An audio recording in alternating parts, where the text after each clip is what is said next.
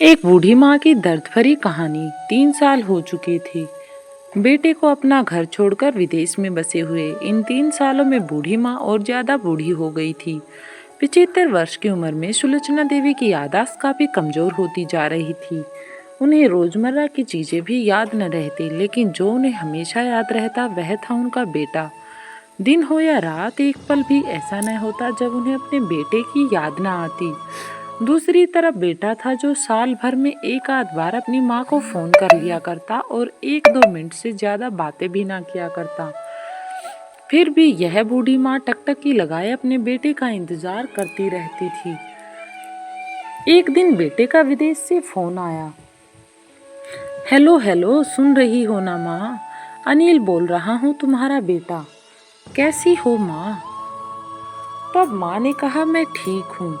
बेटा, तुम, बहू और मेरा पोता कैसे हो? माँ ने बड़े ही चाव से पूछा।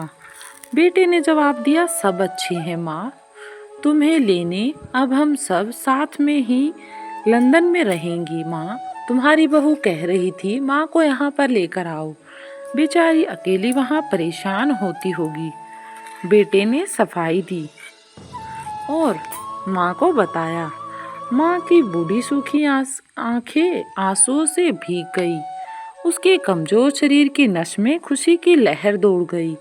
बेटे और बहू के प्रति अपना प्रेम देखकर माँ का मन खुशी से भर गया। बेटे ने आगे कहा, माँ तैयार रहना, मुझे ज्यादा दिन छुट्टियां नहीं हैं। जिस चीज से जितने पैसे लेने हैं लेकर रखना। तब तक मैं प्रॉपर्टी डीलर से बात कर लेता हूँ घर के लिए, और फिर हम सब मिलकर यहीं रहेंगे। घर के लिए? माँ ने पूछा। हाँ माँ, गांव का घर हमें बेच देना पड़ेगा।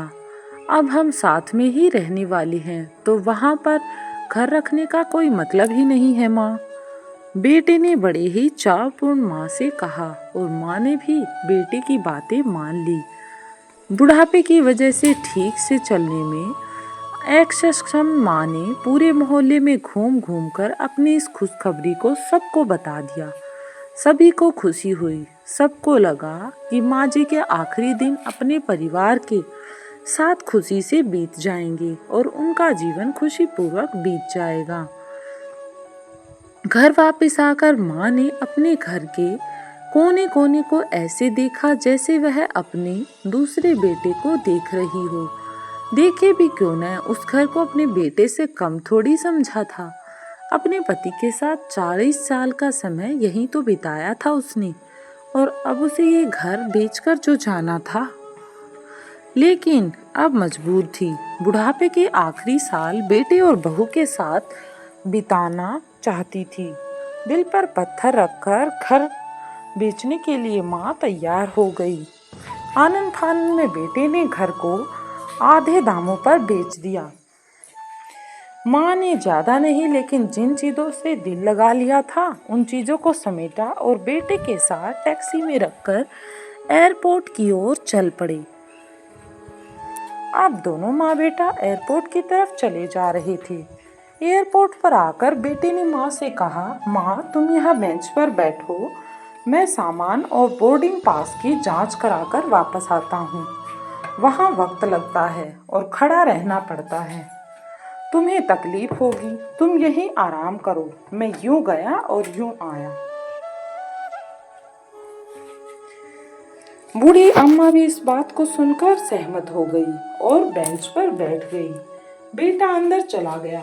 काफी समय हो गया पर बेटा वापस नहीं लौटा।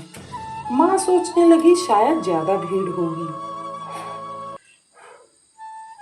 इसलिए देर लग रही होगी और मेरा बेटा अभी तक नहीं आया है, नहीं तो मुझे लेने कब का आ जाता। अंधेरा होने को आया। अब तो लोगों की चहलकदमी भी बंद होने लगी थी, लेकिन बुढ़िया का बेटा वापस नहीं आया। माँ को अब चिंता होने लगी। एक कर्मचारी ने आकर पूछा, किससे मिलना है माँ जी? यहाँ पर क्यों बैठी हो? दबती हुई आवाज में सुलोचना देवी बोली, मेरा बेटा अंदर सामान की जांच कराने गया है, हम लंदन जा रहे हैं। क्या नाम है माँ जी आपकी बेटे का? कर्मचारी ने पूछा। तो अनिल नाम है मेरे बेटे का, सुलोचना देवी ने बताया। कर्मचारी अंदर गया और थोड़ी देर बाद बाहर वापस लौटा। उसने सुलोचना देवी से कहा, माँ जी लंदन जाने वाली फ्लाइट तो दोपहर में और आपका बेटा भी उसी फ्लाइट में दोपहर को जा चुका है। अब आपके यहाँ बैठने का कोई मतलब नहीं, आप भी अपने घर चली जाइए। क्या जा चुका है और मैं घर जाऊं? घर? माँ की आंखों से आंसुओं के सैलाब उठने लगे।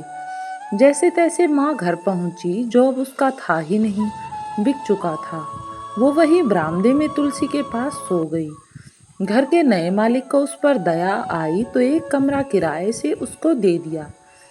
पेंशन के पैसों से खाना और किराए का बंदोबस्त हो जाता था। दिन बीतने लगे, धीरे धीरे समय बीतता गया। कुछ दिनों बाद घर के नए मालिक ने सुलोचना देवी से कहा, माँ जी आप अपने रिश्तेदारों के यहाँ पर जाकर क्यों नहीं रहती? इस उम्र में आपके लिए वही अच्छा होगा। आप यहाँ कब तक अपना जीवन व्यतीत करेंगी? अच्छा तो होगा, लेकिन अगर मेरा बेटा वापस आया तो उसका ख्याल कौन रखेगा? मेरा बेटा बहुत भोला है, उसे अपना ख्याल रखना बिल्कुल भी नहीं आता है। मैं कहीं नहीं जाऊंगी, क्या पता कब उसे मेरी जरूरत पड़ जाए। माँ ने ये कहा। ऐसे वचन सुनकर अब इस कहानी के निष्कर्ष को तो जान ही लेते हैं। स्टोरी अच्छी लगी हो तो वीडियो को कर दें लाइक, और चैनल पर नए आए हैं तो चैनल को सब्सक्राइब जरूर कर दें। और हाँ, कमेंट सेक्शन में जरूर बताएं कि आपको स्टोरी कैसी लगी। दोस्तों सच बता रही हूँ, माँ की ऐसी बातें सुनकर मेरी आंखों में तो आंसू आ गए। किसी ने सच ही कहा है, पूत का पूत हो सकता है लेकिन माता को माता नहीं। दोस्तों आप सभी से हाथ जोड़कर विनती करती हूँ, अपने माता पिता की जितनी हो सके सेवा करना, उनके साथ कभी बुरा बर्ताव नहीं करना। अगर आपको यह बूढ़ी अम्मा की कहानी पसंद आई हो तो इसे कहानी को अपने दोस्तों के साथ भी शेयर करना ना भूलें। धन्यवाद।